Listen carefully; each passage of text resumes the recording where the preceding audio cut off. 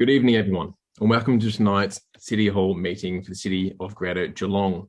I'm Deputy Mayor Trent Sullivan, and I'll be chairing tonight's meeting in the absence of Mayor Councillor Stephanie Asher, who is currently taking a leave of absence. Council would like to acknowledge the Wadawurrung people as the traditional owners of the land, waterways, and skies that we meet on today. We pay our respects to their elders, past and present, and we acknowledge all Aboriginal and Torres Strait Islander people who are part of the Greater Geelong community today. Now, this meeting will be broadcast on the internet, and a recording of this meeting will be published on Council's website.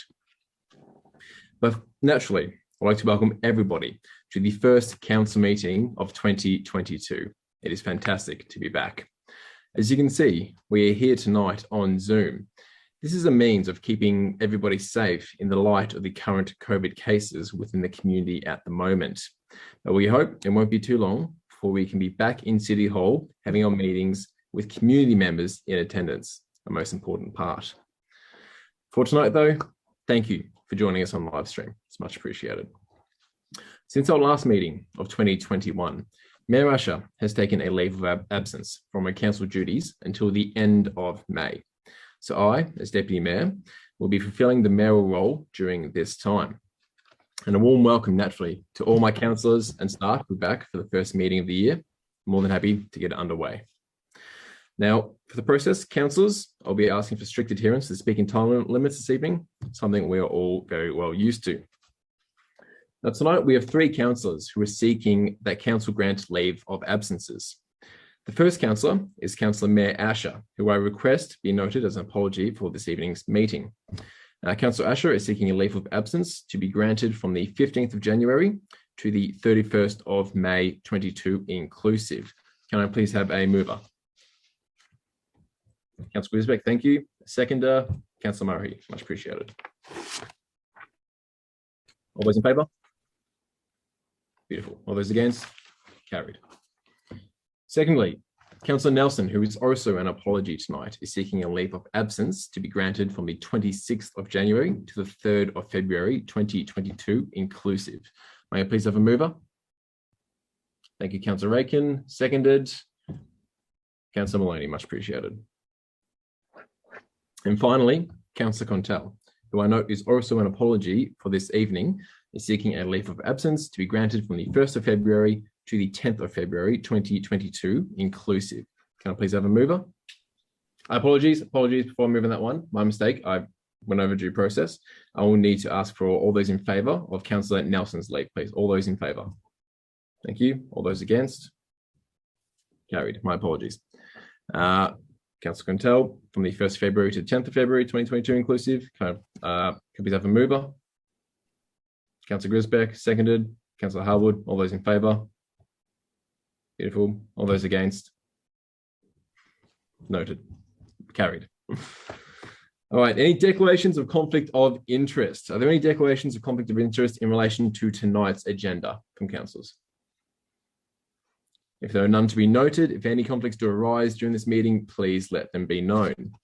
Confirmation of minutes. Can I please have a mover and a seconder to confirm the minutes of the council meeting held on the 14th of December 2021? Moved Councillor Mansfield, seconded Councillor Mason. All those in favour? All those against? Carried. Now moving to public question and submission time. Unfortunately, we're not able to take questions directly from the public in person as we are conducting this meeting virtually. However, we are continuing to accept questions and submissions from the community members online at this time. We've received 6 questions from community members for tonight's meeting, which will be read out and answered shortly. Each person will also receive a written response via email, as well as have their question and response published in full on the city's website. It's also important to note that each councillor has read the questions that have been sent in. So to tonight's questions, and my thanks in advance to some of our councillors who will be assisting and staff in reading of these questions this evening. I will refer to Councillor Grisbeck to read the question from our first submitter. Councillor Grisbeck. Thank you very much. This question is from Jared Crow. At the March 2020 Council meeting, councillors moved to adopt the Shared Trails Master Plan. This plan details many proposals to improve our shared trail network, improving walking and cycling options for everyone in the municipality. Funding has also been provided over multiple budgets to implement the plan to the tune of $250,000 in the 2021 financial year and a further $1.725 million in the 2021-22 year. Despite all this great work on paper, our shared trails network is, in my eyes, largely unchanged with only typical repair works appearing to taking place. I'm an avid bike rider and there are so many great proposals in this master plan that I'm looking forward to seeing come to life, including the AM7 secure parking in Geelong CBD, the AM1 wayfinding solution, the TG7 Ted Wilson Trail, the Finesford Gap, the TG4, the Tom McKeon Princess Freeway crossing, along with many more. Unfortunately, I have been unable to find out more information on the status, consultations or upcoming works regarding the specific items in this plan. Question 1, can Council and its officers please provide a report on the status of all the proposals entailed in the master plan, detailing which network gaps, trail deficiencies and amenities have been prioritised and are currently being worked on. And question 2 is, could Council and its officers also please provide a report on exactly what the $1.975 million worth of budget allocations are being spent on? Thank you, Jared, for your submission. The answer will be read out by our Director of Community Life, Robin Stevens. Please. Thank you, Acting Mayor Sullivan, and thank you, Jared, for your question, and Kylie as well. So thank you for acknowledging the Shared Trails Master Plan that was approved in 2020. The plan does indeed set a bold vision for the improvements to shared trails right across the municipality, and funding has been provided, as you've pointed out, over 4 years to start implementing the plan. The $1.975 million is funding for 2 dedicated staff and the delivery on Network Gap 03, Network Gap 04 and Network Gap 07. And a number of projects are about to commence, including Lara Town Centre to Windermere Road, which is 800 metres along Hovels Creek, Corio East-West Connector Stage 2, which is Melbourne Road to Bay Trail, St George's Road 1.5 kilometre track, Ted Wilson Trail, Lara Elko Drain Link, Eastern Gardens to Bellarine Rail Trail along Boundary Road to the length of 1.6 kilometres, and 13th Beach Lifesaving Club Link. In addition to that, further investigations are underway for Lara to the Yuyangs, Windermere Road to Yuyangs, Drysdale to Port Arlington, Drysdale to Ocean Grove and Ocean Grove to Point Lonsdale. This city has been making several wayfinding and behavioural signage improvements around AM1 to existing trails with a focus on the Bellarine Rail Trail.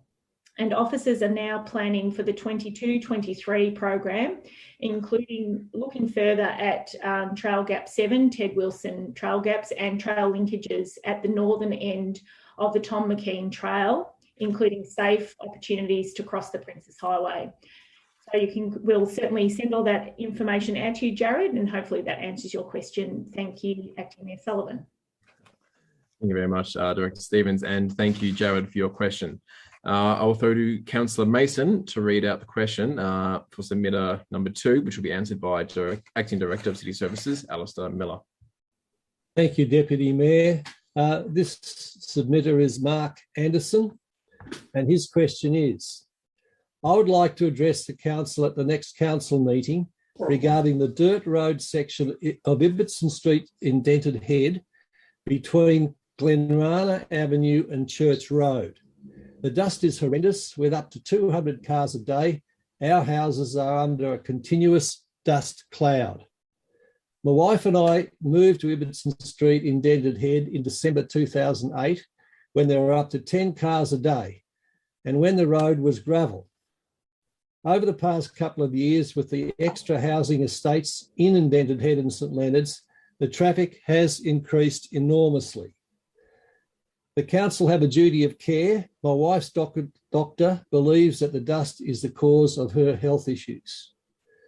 On 2 projects only, there have been over 10,000 truckloads go past, mainly in the winter months, dropping mud each load.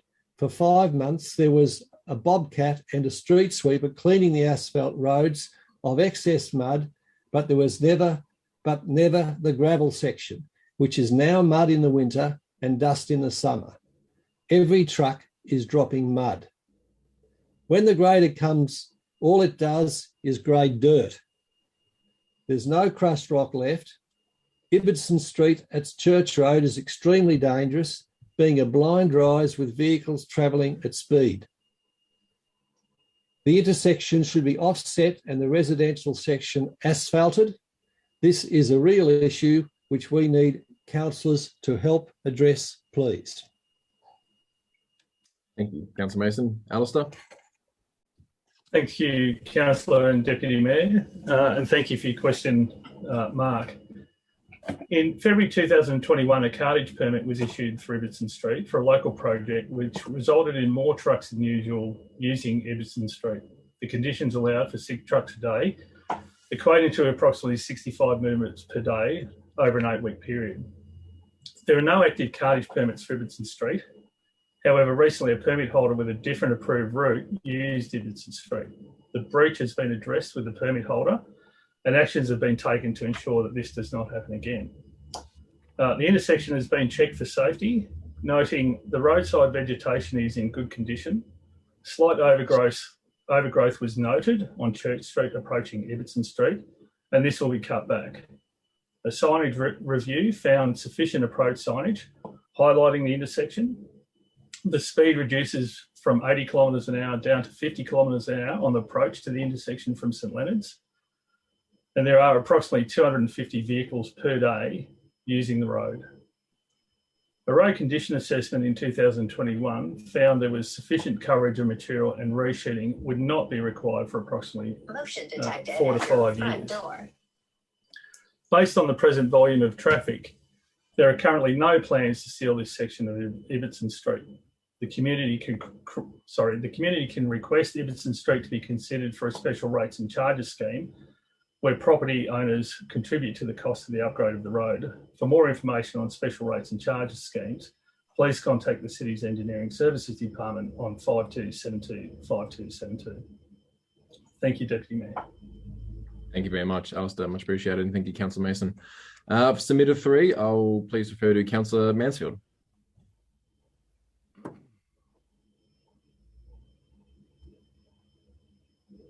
Thank you, Deputy Mayor Sullivan. Sorry, I'm just juggling with a single screen at the moment. So our third question is from Louis de Coca. How many canopy trees were lost at Eastern Beach since 2015, and how many new canopy trees were planted since 2015 to maintain and improve this important asset of Geelong? I might just go through, there are 3 questions here, so I'll just go through all 3. Question 2 is, where can we access the tree management plans for Eastern Beach and Johnston Park? And question 3, the COG Urban Design Strategy Action, the COG Urban Forest Strategy Action Plan endorsed by Council in November 2015 included the development and maintenance of a significant tree register as an action to achieve best practice urban tree management. How many trees are registered in the register, and how can residents access this tree register? Thank you very much, Councillor Mansfield. Acting Director Alistair Miller, please. Thank you, Councillor. Thank you, Deputy Mayor, and thank you, Louis, for your questions. In response to question 1, data on canopy trees lost is not readily available. However, 13 trees have been planted at Eastern Beach since 2015. In response to question 2, there are no specific tree management plans for Eastern Beach or Johnston's Park. However, tree management is guided by the Central Geelong Waterfront Master Plan and the Eastern Beach Reserve Conservation Management Plan. Johnston Park is managed in consultation with Heritage Victoria to preserve the existing character of the area. In response to question 3, the City is in the early planning stages of developing a significant tree register subject to funding in the 2022-2023 budget. Some of Geelong's trees are included in the National Trust Register, which can be found at www.nationaltrust.org.au/services/significant tree register. Thank you, Deputy Mayor. Thank you, Acting Director. Well done. I'll now pass to Councillor Maloney to read out submitter 4. Thank you, Trent. And we have a submitter, Katarina is Deb Skier. Could you please indicate whether the tree register has been developed and where can I access it? Thank you for your question, Katarina. Thank you. Acting Director Alistair Miller, please. Thank you, Councillor. Thank you, Deputy Mayor, and thank you, Katarina, for your question. This is very similar to Louis' question previously. And in response to your question, the City is in the early planning stages of developing a significant tree register subject to funding in the 2022-2023 budget. Some of Geelong's trees are included in the National Trust Register, which can be found at www.nationaltrust.org.au/services/significant tree register. Thank you, Deputy Mayor. Very much. All right. For submitter number 5, I'll pass to Councillor Harwood. Thank you, Councillor Trent. It's from Jean Nell, and it's continuing the theme of our urban forest strategy. The actions listed in the Cool the City objective of the 2015 Urban Forest Strategy include setting priority planting locations, particularly for large canopied trees. Recently, the Council informed us that of the 37,984 trees planted by the City since 2015, 2,710 trees were planted in Highton. And there are 2 questions as a result of this submission. Question 1 is, where can we access information about the types of trees planted and their location in Highton? And the second question is, how many trees were planted in 2015 in Whittington on an area identified as vulnerable and at risk in the 2013 Urban Heat Island Report, and also in the 2020 Climate Change and Heatwave Project, to be responded by, I think, Alistair again. Thank you. Thank you, Councillor, and thank you for your questions, Jean. The information is available on the City of Greater Geelong's data exchange at www.geelongdataexchange.com.au. That's in response to question 1. And in response to question 2, of the 1,754 trees in Whittington, 889 trees have been planted since 2015. Excellent. Thank you, Deputy Mayor. Fantastic, thank you. I'll now refer to Councillor Murray to read out the questions by submitter number 6 to be answered by Alistair Miller again. Thank you. Thanks, Deputy Mayor. And this one's from Vanessa Whittam. We note that on the City of Greater Geelong website, residents, owners or tenants can request a tree planting in their nature strip at no cost to replace a dead tree or where there is no street tree currently planted. And the website is there. It states that trees are planted in winter. The question, which is 3, how many trees were planted under this scheme last winter?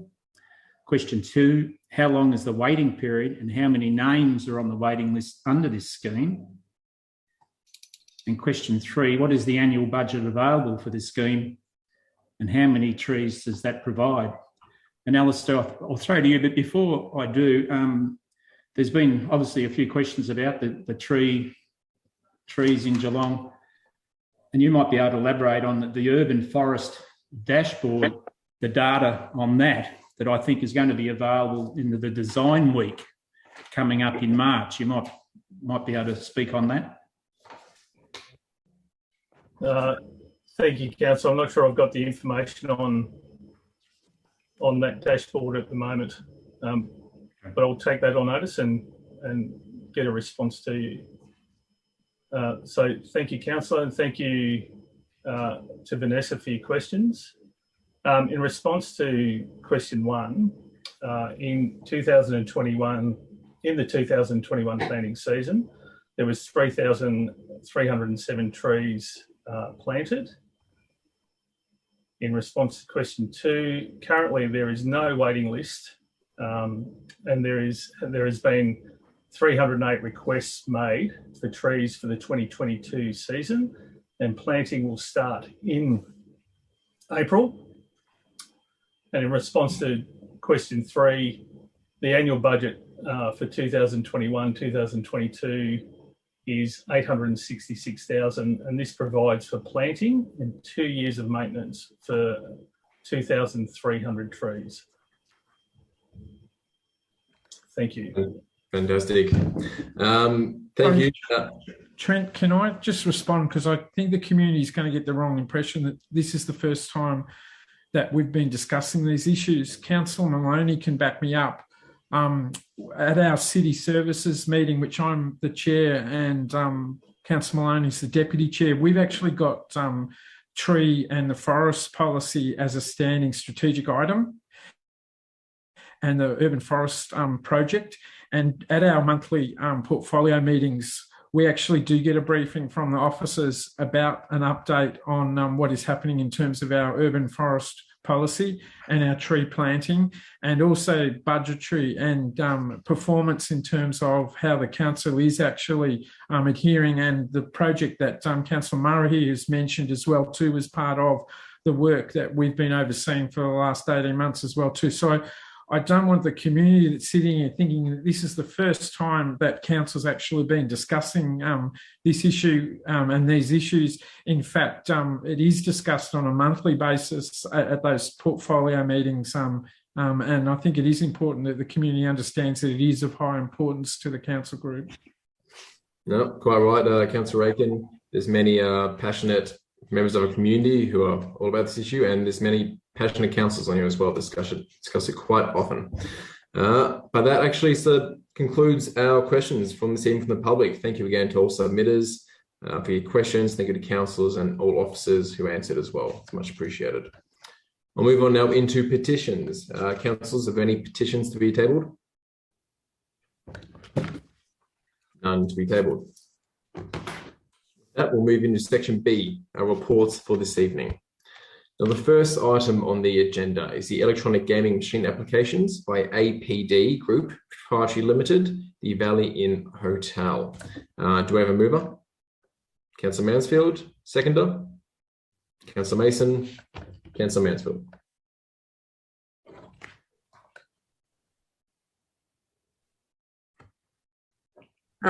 Thank you, Acting Mayor Sullivan. So this motion is proposing to, it basically is addressing our statutory role as a council in responding to an application by a venue for additional poker machines or EGMs. The Valley Inn Hotel in this instance is making an application for 10 EGMs in addition to the 29 machines that they already have.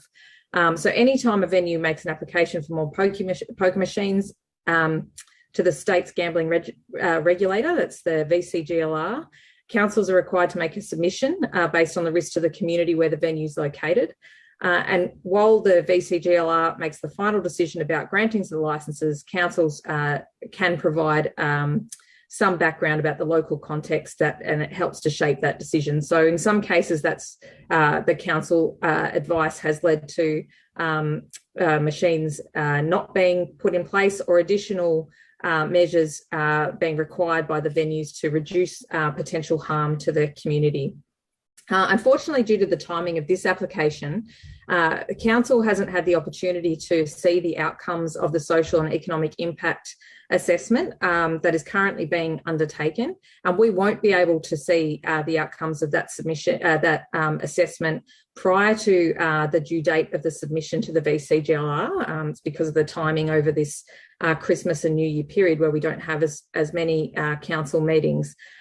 So unfortunately, so the recommendation in this case is to, the response that the city will make will depend a bit on the outcome of that statement, which is in line with our existing policy on EGMs, that the social and economic impact assessment may find that there is net community benefit, neutral, a neutral impact or that there is community harm, depending on the demographics of the area and a number of other factors. So that's quite unfortunate because we haven't been able to debate this issue. In some instances in the past, councils actually resolved to oppose an application, even when the findings have not been necessarily of where there hasn't been necessarily a recommendation that there's a strong case there. And that's because we've been able to bring the community voice, which, in the past, the majority of councillors have supported that or felt that there is a net community detriment from problem gambling on EGMs in our community, although there are councillors as well who have very strong different views, and they've also not been able to be part of a debate around this one because of the timing of the application, which is unfortunate. But we've discussed this many times. The stats around EGM losses in Geelong are quite staggering. The sheer amount of money lost, it's around in an ordinary year, non-COVID year, it's around half our entire council budget every year is lost to the pokies. And we know that a significant proportion of people, so, probably around 2.5% have, severe problem gambling. And most of those people will use, most of those losses happen on pokies, and a much broader people have moderate risks of problem gambling, and the ripple effects of those are felt by people, much wider than the individuals who are experiencing issues with problem gambling. So, those stats have certainly informed many of our previous decisions around this. As a council, we do have an obligation under the Local Government Act to look out for our communities, the public health.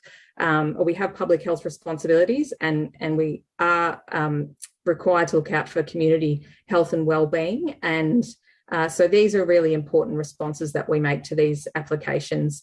I certainly support the recommendation to oppose the application, provided that that the social and economic impact statement demonstrates that there is net community detriment from this. I'd probably support spending that money regardless of what the findings were as an individual. But as I said, we haven't got the opportunity to have the proper debate fully informed by all the facts in this instance. So look, I'll support the recommendation that's been put forward or that's been made on this one.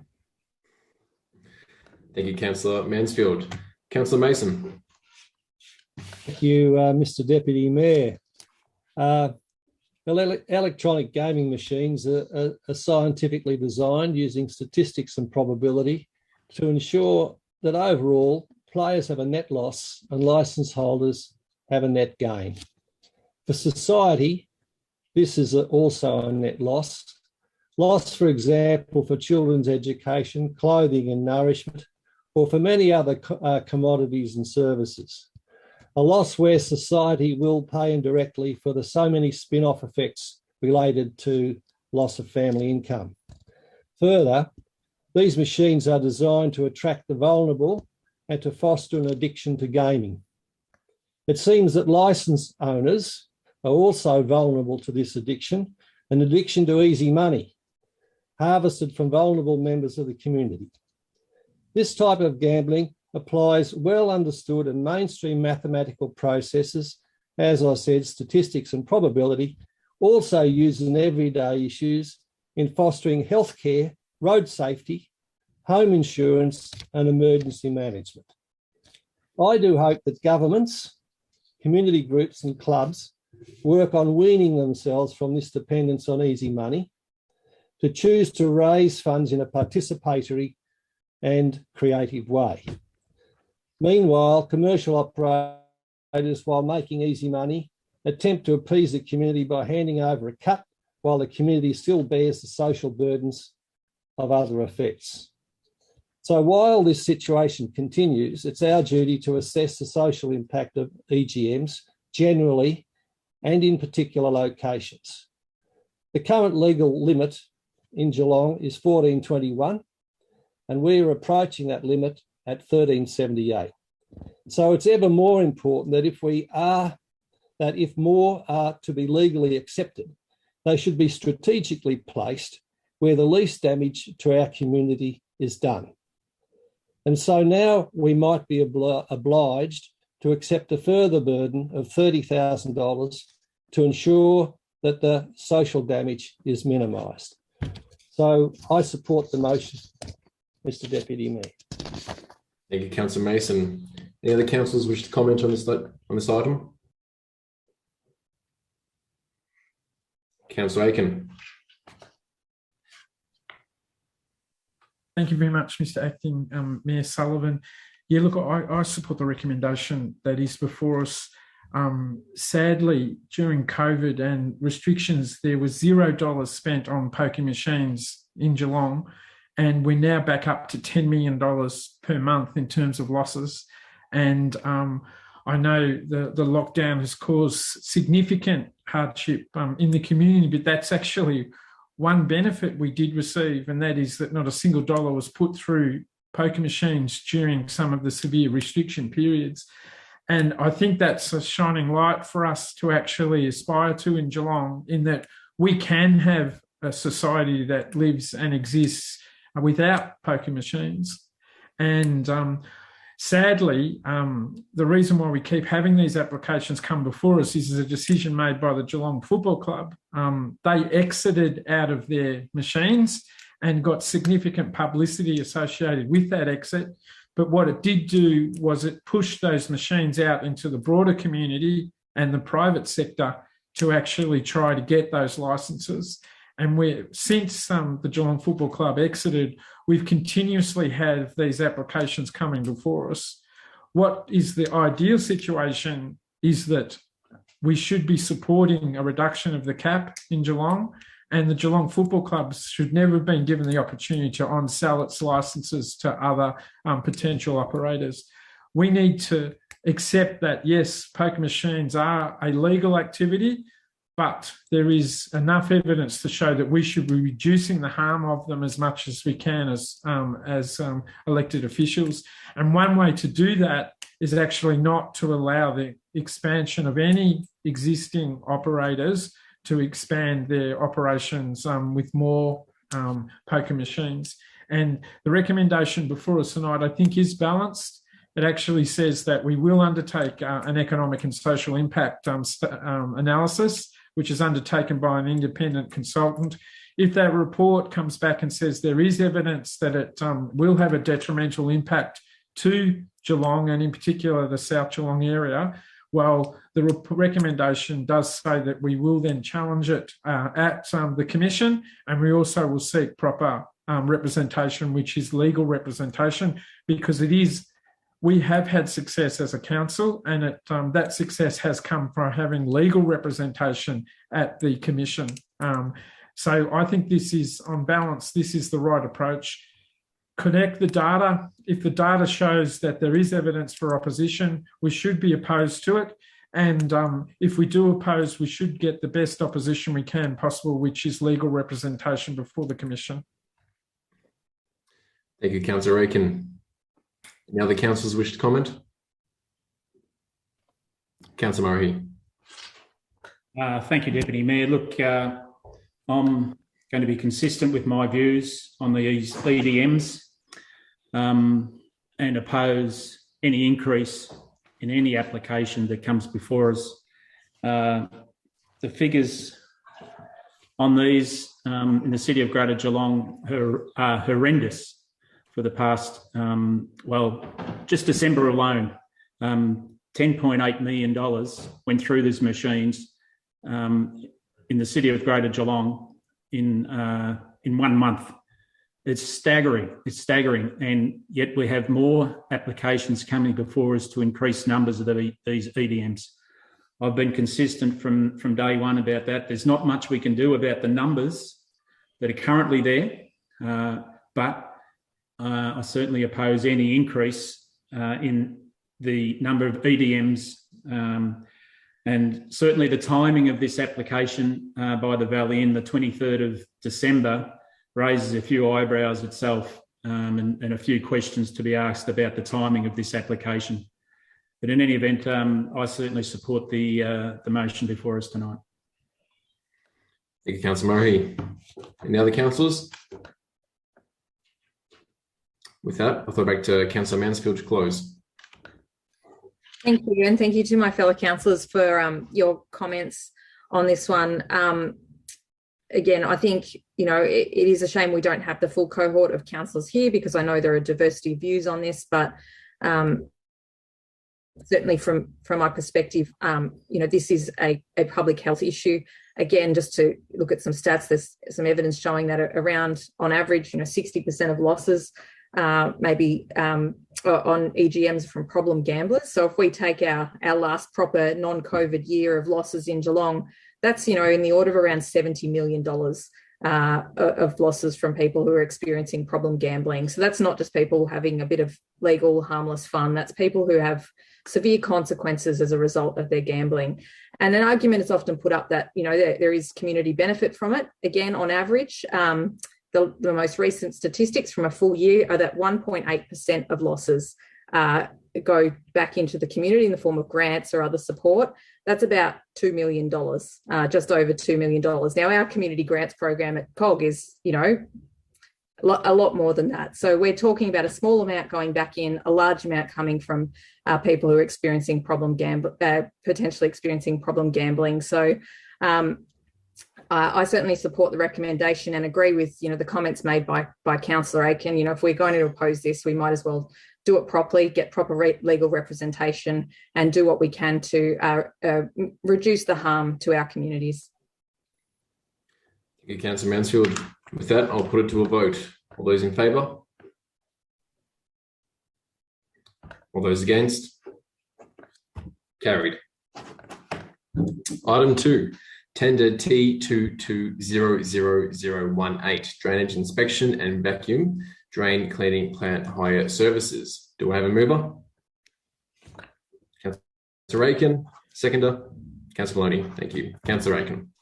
Thanks very much, Acting Mayor Sullivan. Look, tonight's tender is actually for, people probably see them around Geelong. It's those big machines that suck. You know, you actually drive past them and you wonder what they're doing, and they've got a big vacuum hose going into the drains. Well, in fact, the City of Greater Geelong spends $750,000 every year sucking out and cleaning their drains. And in fact, it's such a lucrative business that we're actually really lucky in Geelong that we've got 3 local providers. And tonight's tender is creating a panel of those 3 tender and commercial operators. Bartlett Waste is actually based in Breakwater and has a fantastic reputation in servicing in this area.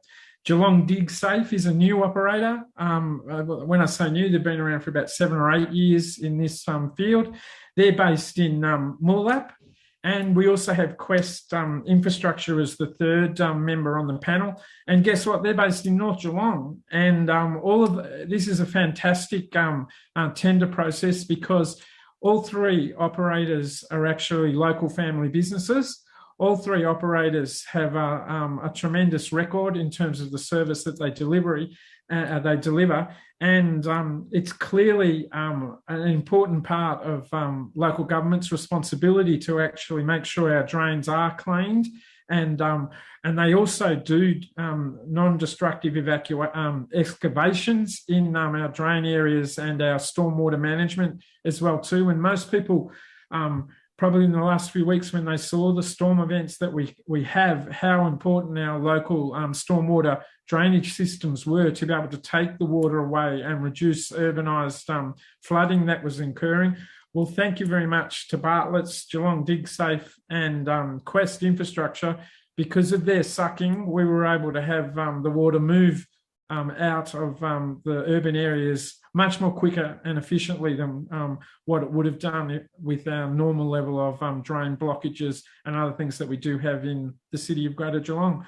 So I encourage all councillors to support this recommendation, because you actually are supporting 3 great local businesses in Geelong.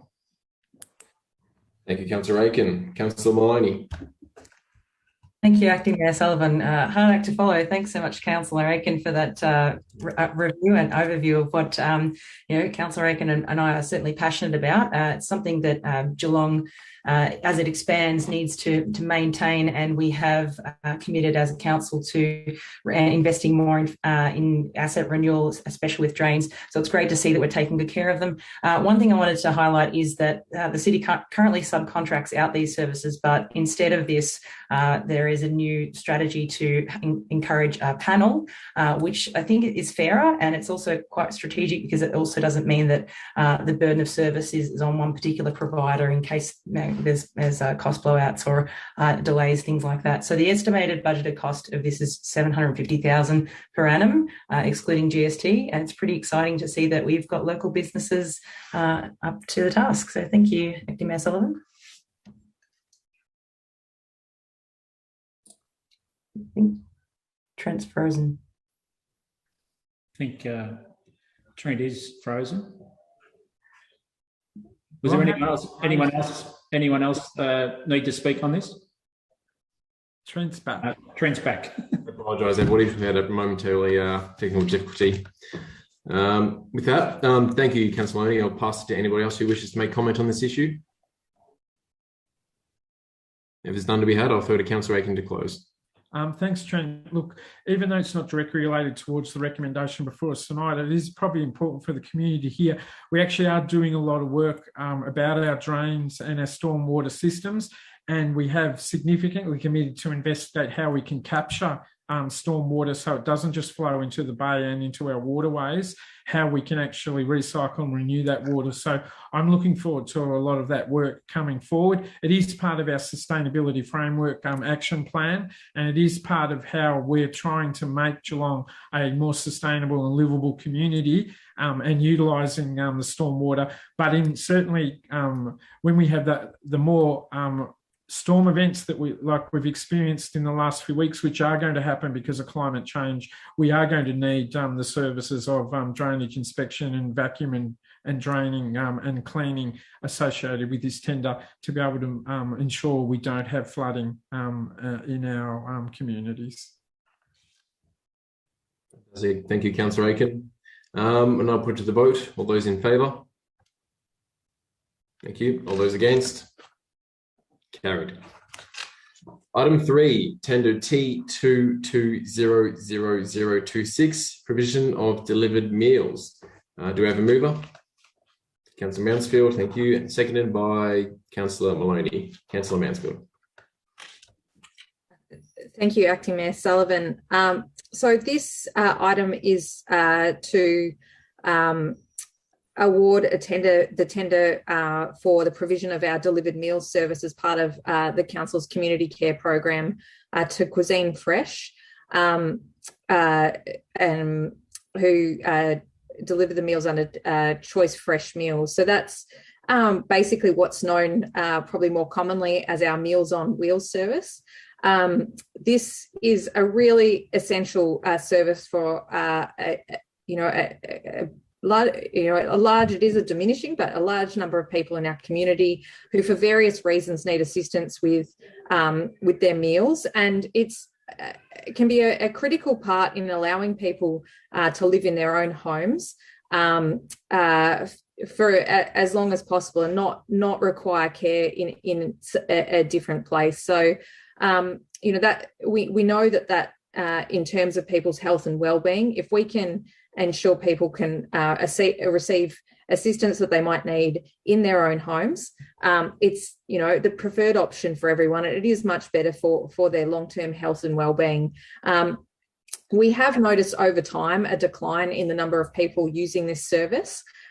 We've also had challenges, particularly through COVID, with retaining our volunteer workforce who have done an incredible job over the years in delivering the meals to residents, and a really a critical part of that service, because that's that human connection that they have with various residents. So it is unfortunate that this tender will move to delivery, and we'll no longer be relying on volunteers. But it is important as a council that we balance the needs of the residents who are using those services, and we have to provide a reliable service to ensure that it's viable in the long term. And again, with the uncertainties created, particularly around COVID and our declining volunteer a pool of volunteers, we have a recommendation before us to move to a service that does include delivery.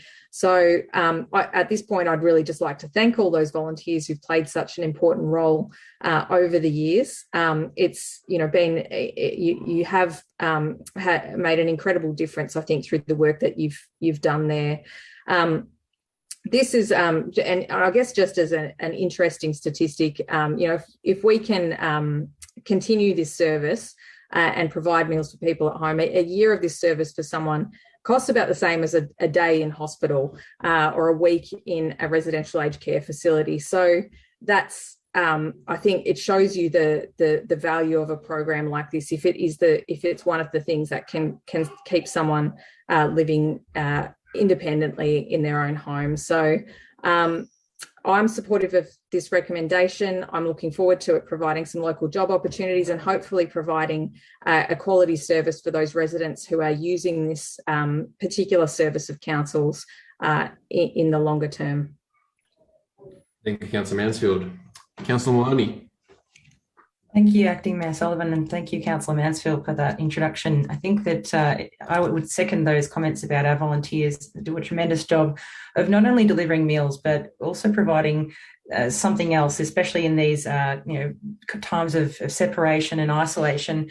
Loneliness is a really huge issue in our community. We have a lot of people who are going without a hug every day. That's something it's quite important, going without a chat to somebody. So that interface has probably kept a lot of people going. So thank you so much for the volunteers.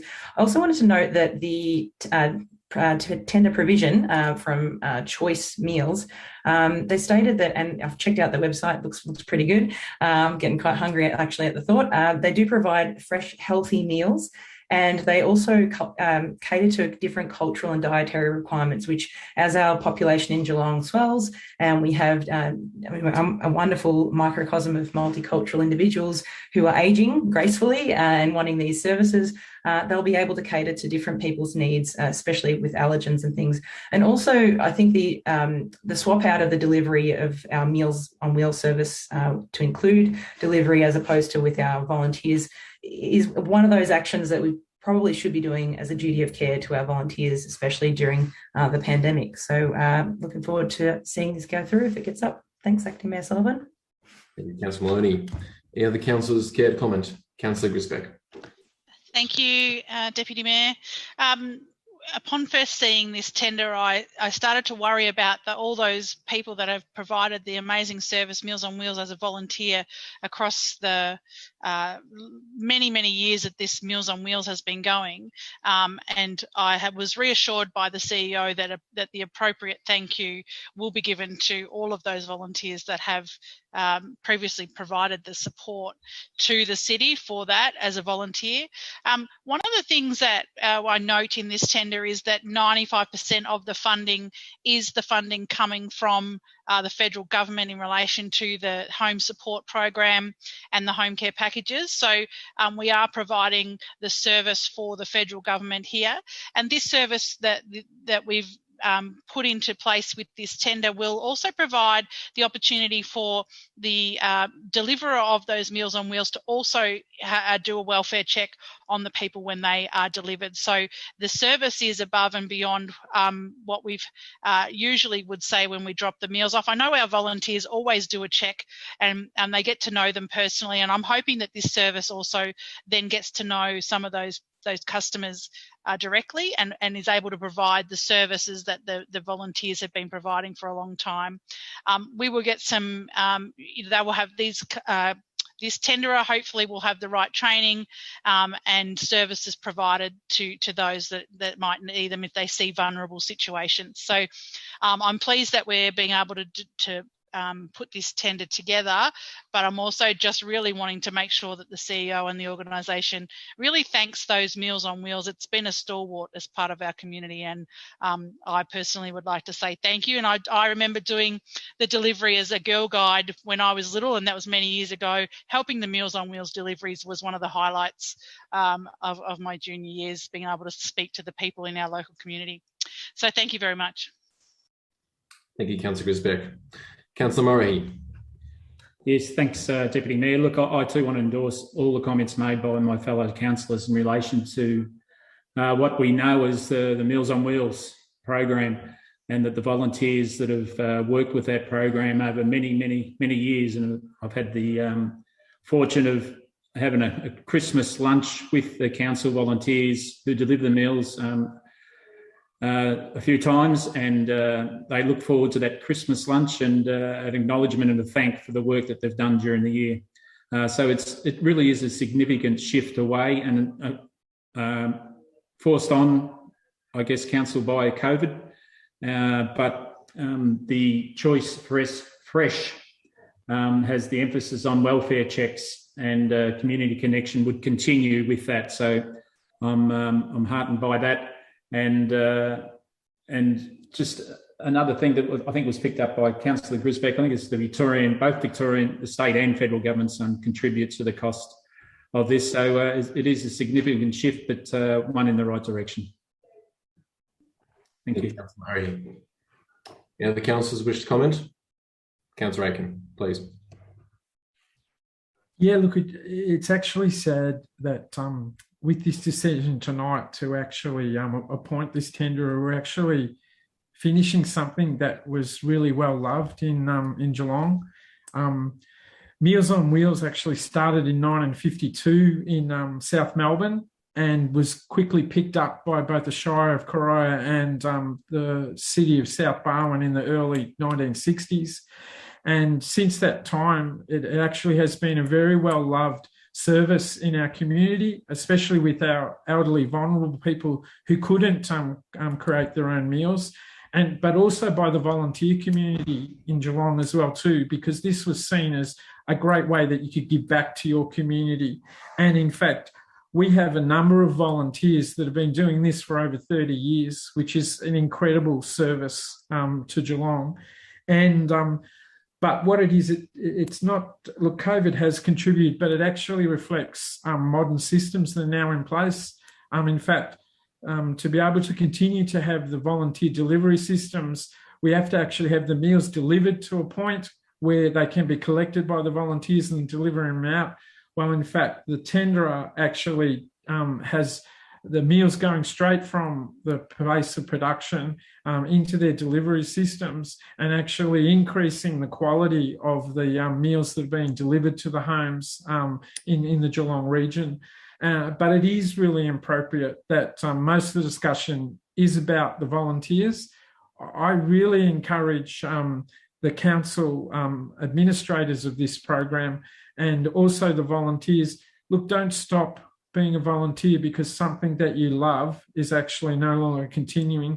There are so many other opportunities to give back to the Geelong community, and I think our council officers and the broader Geelong community would welcome the discussion with all of those volunteers to actually see how you can continue to participate and be a volunteer in Geelong.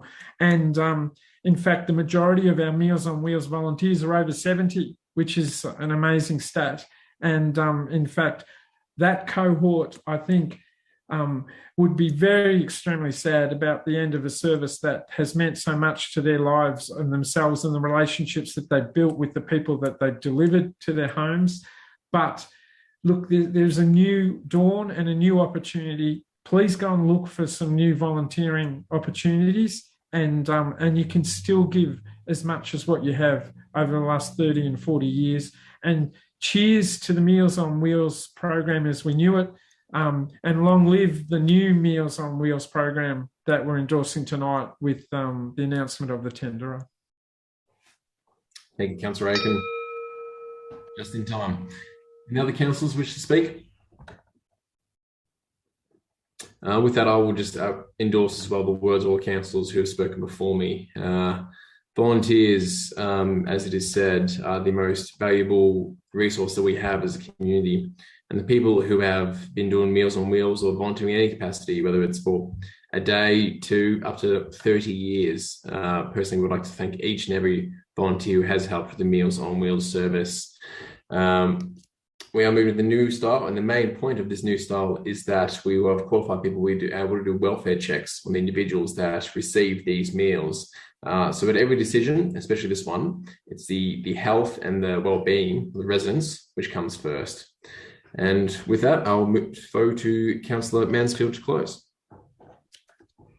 Thank you, Acting Mayor Sullivan, and thank you to all my fellow councillors for your comments on this. I think the message is loud and clear. We are so grateful to the volunteers who've helped with this program over many years. But as as we move forward, we hopefully will continue to be able to deliver a great service. We're aiming to deliver hopefully some improvements in the quality of the service that residents receive. Interestingly, the long-term trend has been a decline in participation in the program, but we did have an uptick in demand for service during the lockdowns. So I'll be monitoring those stats with some interest to see whether that sustains or whether there's any change in demand for service with a new provider. But it is still a critical service for many residents in our community, and I really hope that they enjoy the service that we're offering, and that it will assist people either for short periods of time to stay in their homes, or in the long term have their care provided at home rather than having to leave their homes because of the ability to access meals. So with that, I think I'll leave my comments there. Thank you very much, Councillor Mansfield. With that, I'll put it to the vote. All those in favour? Thank you. All those against? Carried. Item 4, LED lighting and smart control delivery installation phase 2. Do I have a mover? Councillor Maloney, thank you. Seconded. Councillor Mansfield. Councillor Maloney. Thank you, Mayor Sullivan. I had the joy of waking up super early one day and going to check out the crew on Sunrise and who are installing the LED lighting around Highton. You might have seen some of this around different regional roads that have been popping up everywhere. So this report asks Council to award the LED lighting contract, which will fulfil the second stage of this rollout, which means a whole bunch of great things for us, in particular the savings of the carbon emissions. So there's about 8,000 carbon emission tonnes, 8,000 tonnes, that's a fair amount that will be reduced, and energy savings to, I think it's to the tune of 60-something%. Now, the first phase has been completed and 13,000 residential streetlights across the city of Greater Geelong have been changed over. So this is to kick off the second phase. I might leave it for my other councillors to comment, but the contract that's proposed is around to the tune of 1.9 million. So there's a hefty sum there, but I might leave it at that. Thank you. Thank you, Councillor Maloney. Councillor Mansfield. Thank you. I think Councillor Maloney has covered it well. It saves us carbon emissions, saves us money in the long run. So this is a great move for the city. We've already replaced some of our lighting with LEDs, and as we move through the process, we will hopefully start to see some of those benefits to our bottom line as well as to our carbon budget. Well said. Any other councillors wish to comment on this item? Councillor Aiken, please. Thank you very much, Acting Mayor Sullivan. This is actually a huge project, and the last time it came to council was actually we were purchasing the second phase, which was about $4 million worth of the product. Tonight's tender is actually just the installation of it, and the first phase actually was the material was about just under $5 million, and our installation for that was around about $2 million. So when you add all those figures together, it's nearly a $10 million investment in the council to transition over 38,000 streetlights throughout Geelong. So, and it's actually one of the largest programs in Australia. So we should be really proud of that in Geelong, that the council has actually made this financial commitment. And this is one of the last phases of the project, which is actually just to do the installation, which Powercore was the successful operator doing it. And the major benefit that the community will visually be seeing is that the light is actually much more brighter than the previous light, which is amazing to show you how technology improves.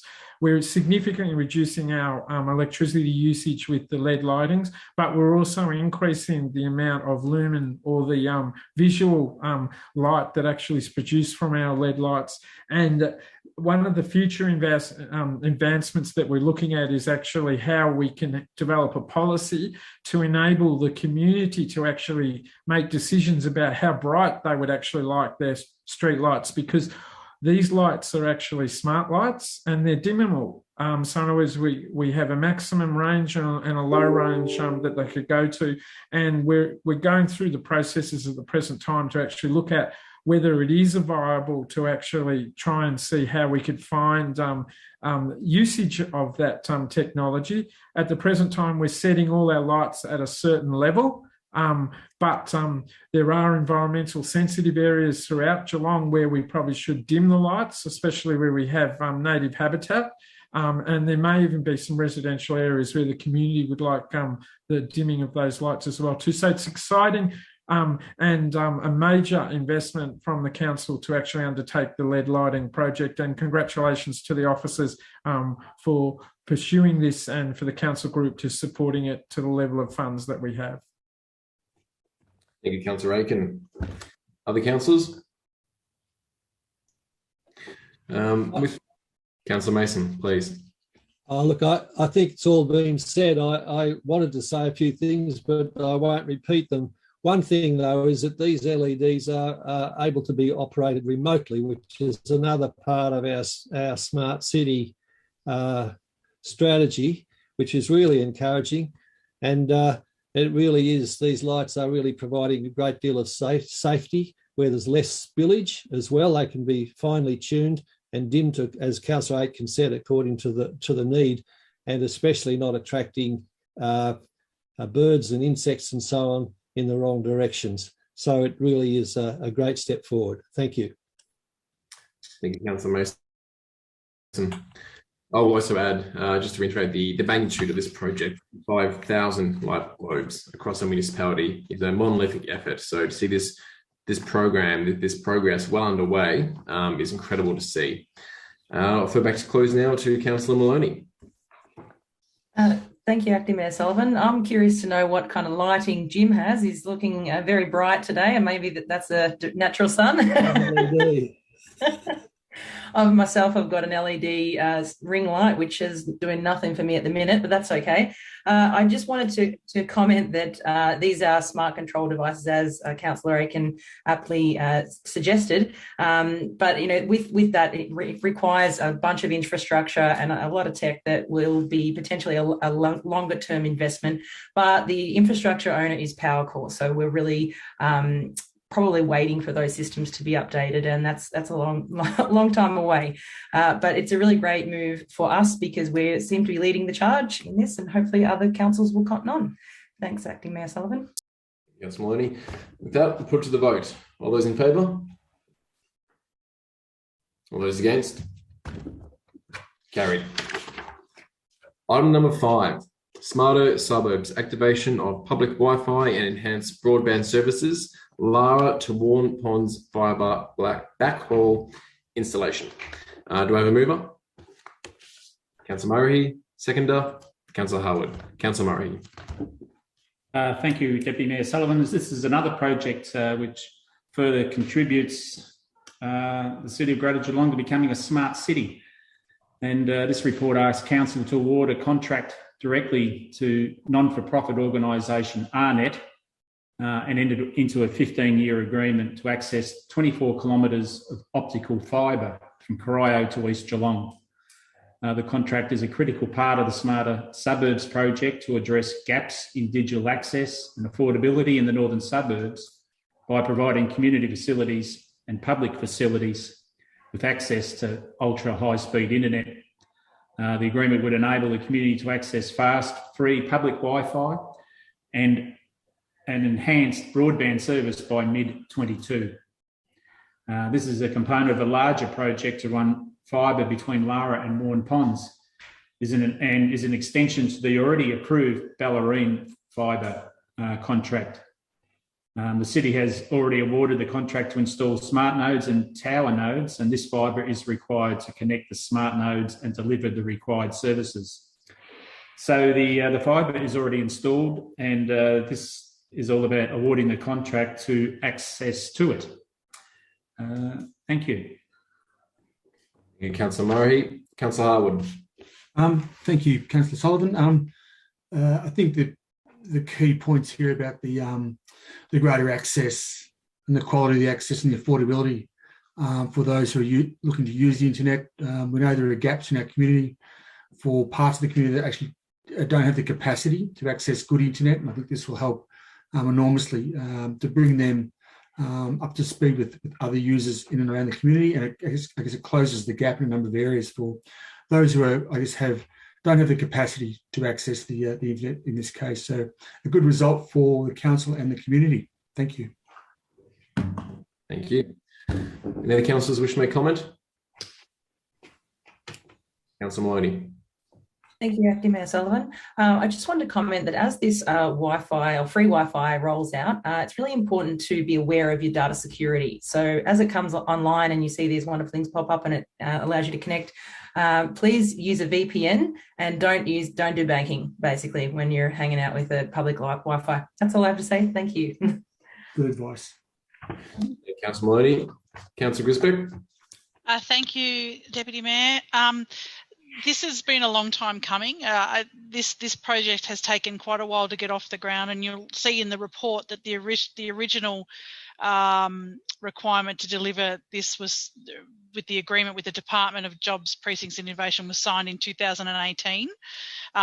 We're now at 2022 and we're now getting these things put into the ground. I think from my perspective out here in the northern parts of Geelong, we're really, Wi-Fi is key. Free Wi-Fi, free public Wi-Fi is key to a lot of families actually getting access to the internet. We really look forward to having these nodes in place and looking at, broadening this particular project at some point into other parts of the municipality. This allows people who don't have Wi-Fi at home or don't have access to the library or don't have access to McDonald's free Wi-Fi to actually get onto the internet and be a part of the community just the way that everybody else is. So this is an essential service, in my view, that people get access to this particular thing. You can't apply for a job these days without having access to the internet.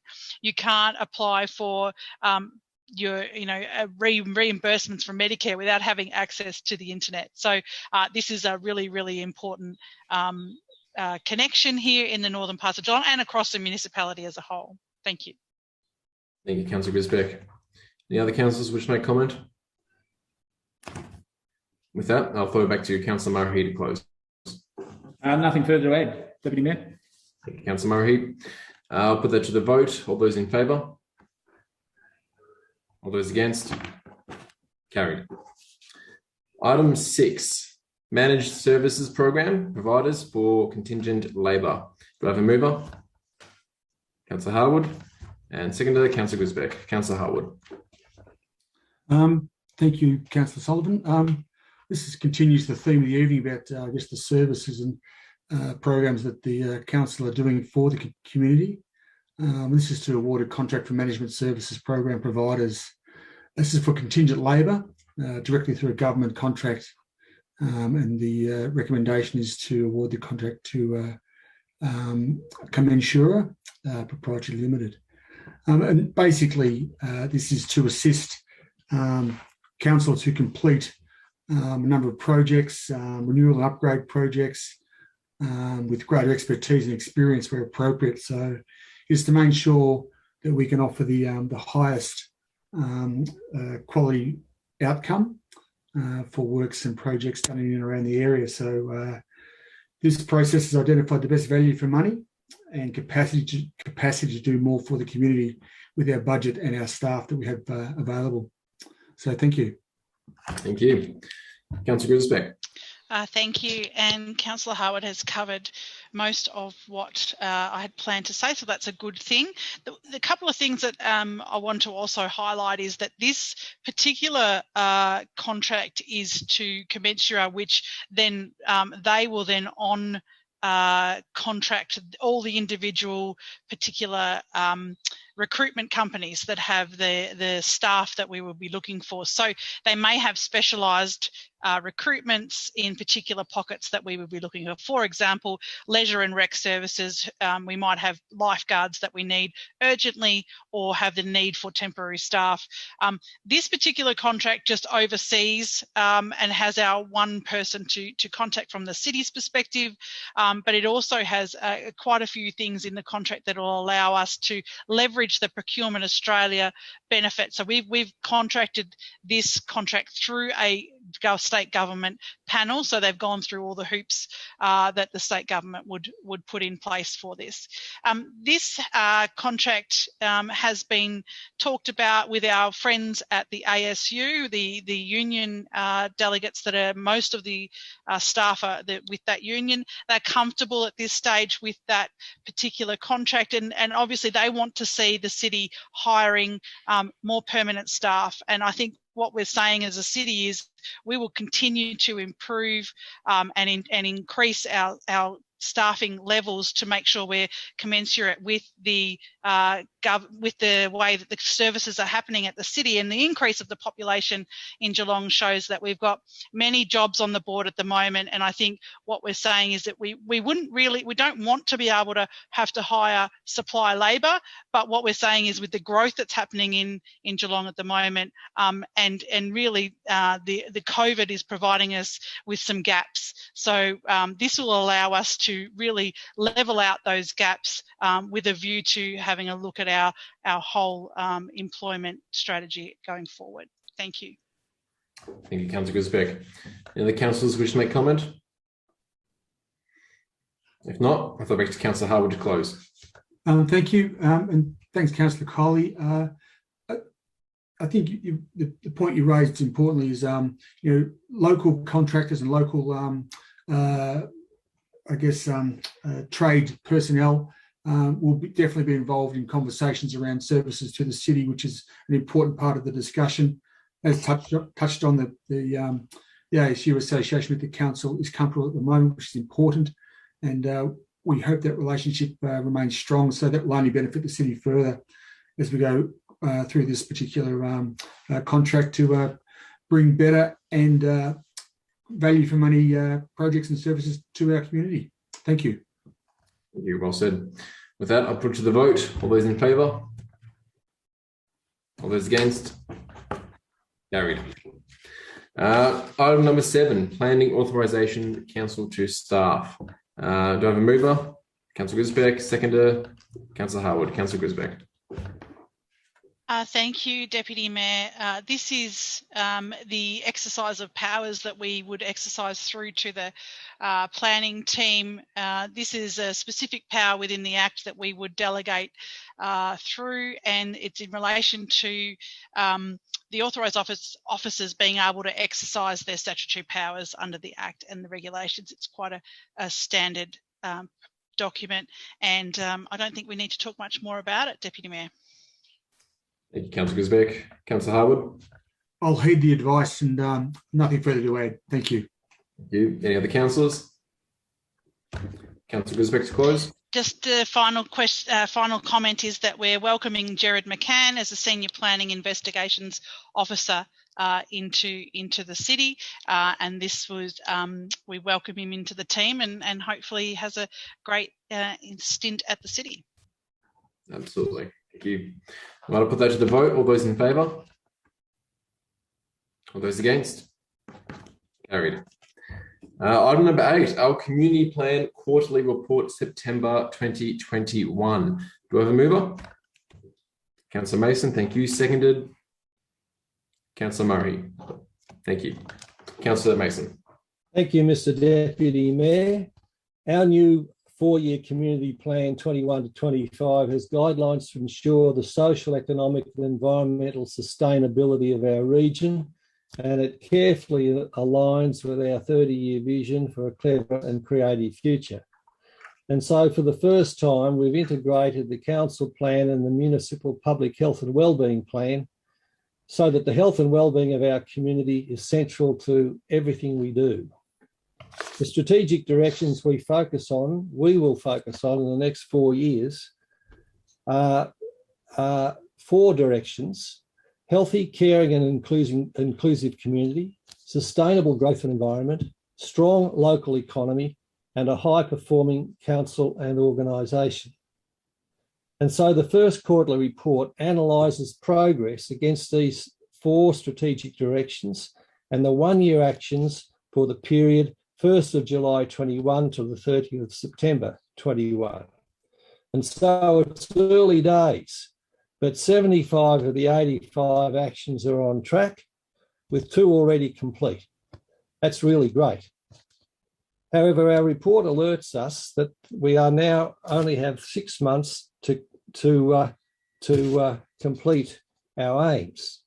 And in fact, 3 projects have not yet started. So we need to be alerted on this, and they're the updated heritage strategy 2017 to 21, the stakeholder engagement in the draft integrated transport plan, and the identification of sustainable cost savings and efficiency targets. And indeed, there are 3 areas that need improvement. We need to improve in the delivery of programs and services across all life stages in our leisure services.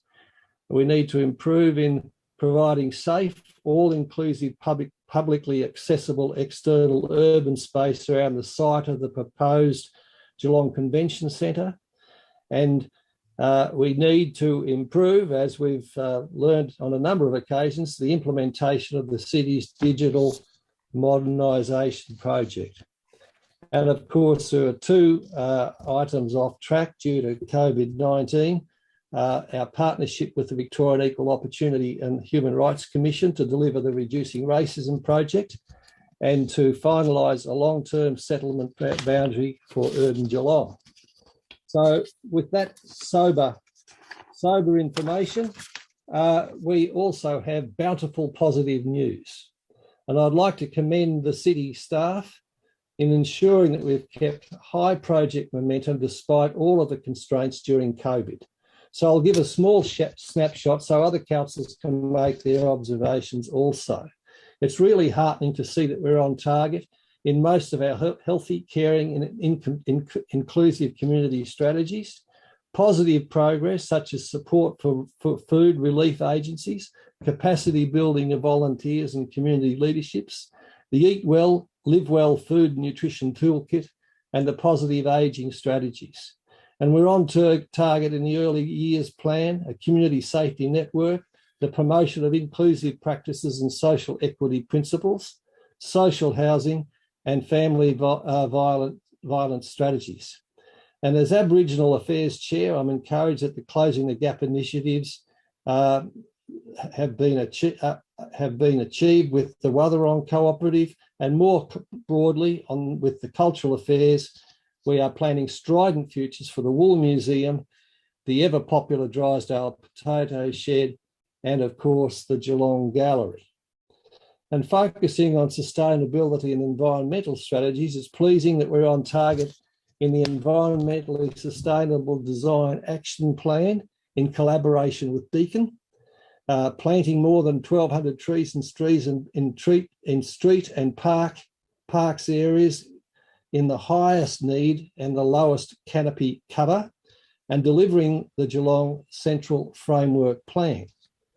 As well as that, we've made great progress on the Shared Trails Master Plan. It was answered tonight. And of course, the Climate Change Response Plan in initiating strategic partnerships. And more, as tonight we mentioned the LED lighting upgrades. And I'm particularly pleased that we're on target with the Sparrowvale wetlands and the biodiversity strategies generally in the northern growth areas in particular. So I'll now leave it to other councillors to contribute. Thank you, Councillor Mason. Councillor Murray. Thank you. And as normal, Councillor Jim, very thorough. And of course, I'm trying to pick out which items or which achievements that you never spoke about. So I'll attempt to do that. And of course, one of the greatest achievements in that quarter, I think, was the advocacy that led to the city receiving the 8.5 million in state funding for the Northern Aquatic and Community Hub. And the construction tender has since been awarded for that. Spoke about the trees. The trial household food organics collection began in November out in the north trial. The Stead Park, dog park, was redeveloped. And this one I'll finish on. The Geelong Small Business Festival saw more than 700 participants at 42 events, which is very exciting. So there's some items or some achievements in that quarter, and if there is any others, other councillors might like to highlight them. Thank you. Thank you, Councillor Murray. Any other councillors wish to speak? If not, I'll throw back to Councillor Mason to close. Thank you, Deputy Mayor. I didn't intend to take away the light from others. I thought I only picked out a few things because there's so many things that we've been doing well. I spent half the time talking about what we're not doing well, but that's the most important thing about this report, about these types of report, that we do rigorously monitor our strengths and our weaknesses, and to redress the weaknesses as soon as we possibly can. So this is a very valuable report. It's a very, very valuable tool, and I commend it. Commend the recommendation. Thank you. Thank you, Councillor Mason. Put that to the vote. All those in favour? All those against? Carried. With that, we'll move on to section D, record of informal meetings of councillors. Can I please have a mover to move the record of informal meetings of councillors, please? Councillor Murray, thank you. Seconded. Councillor Grisbeck. All those in favour? Thank you. All those against? Carried.